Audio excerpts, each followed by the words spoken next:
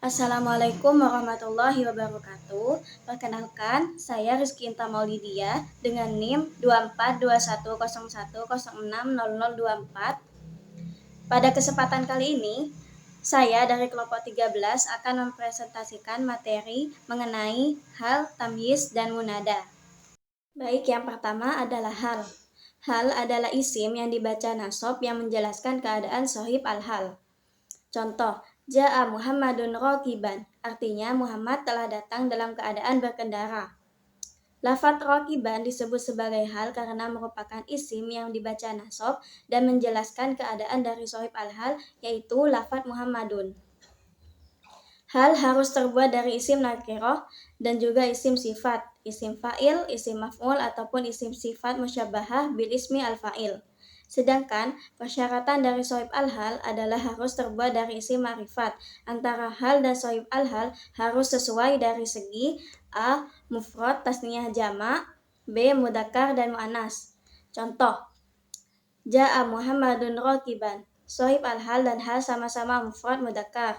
Contoh yang kedua, Ja'al Muhammadani rakibaini. Sohib al-hal dan hal sama-sama tasniyah mudzakkar. Selanjutnya, Ja'al Muhammaduna rakibina. Sohib al-hal dan hal sama-sama jamak mudzakkar. Hadarat Fatimatu rakibatan. Sohib al-hal dan hal sama-sama mufrad mu'annas.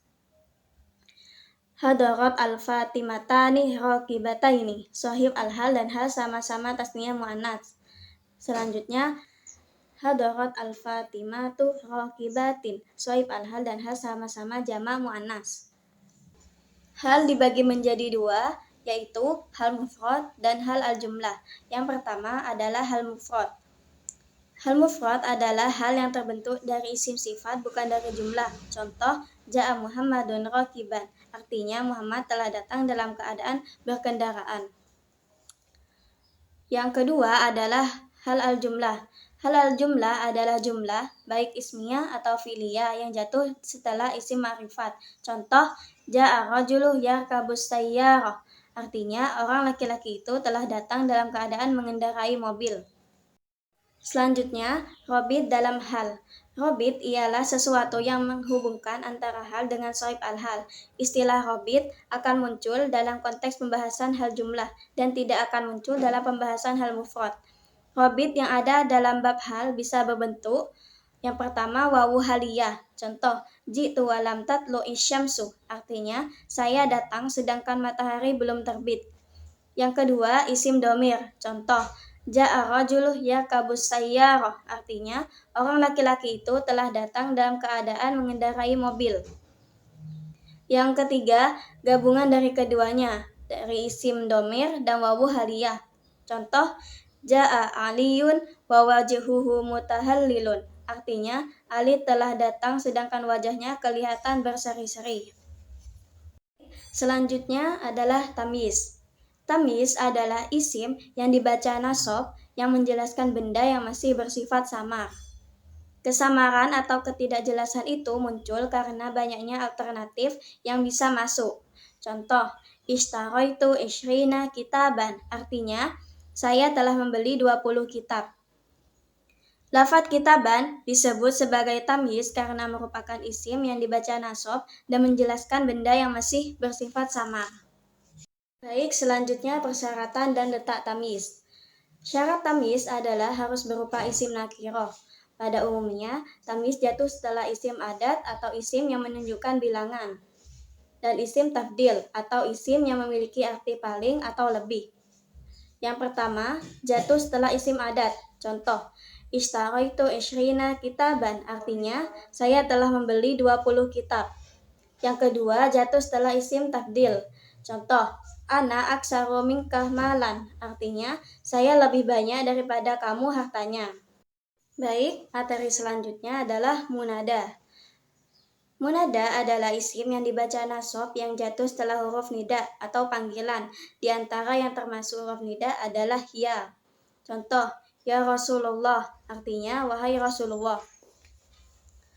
Lafaz Rasulullah disebut sebagai munada karena ia merupakan isim yang dibaca nasab yang jatuh setelah huruf nida berupa ya.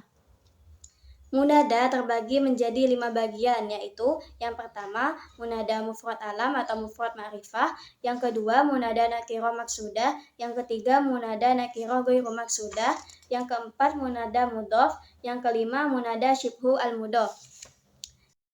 Adalah munada mufrad alam atau mufrad ma'rifat, yaitu munada yang bukan berbentuk mudhof atau syibhu al-mudhof dan ia berjenis isim ma'rifat.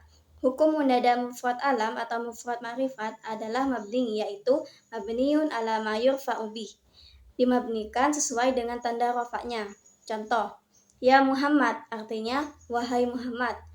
Contoh lain, ya ayyuhal kafiruna artinya wahai orang-orang kafir.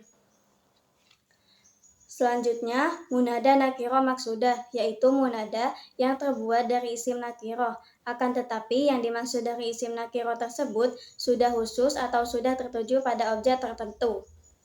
Nakirah maksudah ini disejajarkan dengan isim ma'rifat.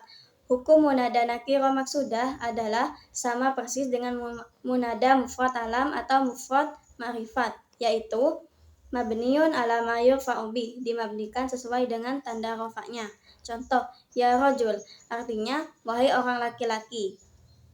Yang ketiga, munada nakirah ghairu maksudah, yaitu munada yang terbuat dari isim nakirah, akan tetapi yang dimaksud dari isim nakirah tersebut masih belum ditentukan dan tidak tertuju pada objek tertentu.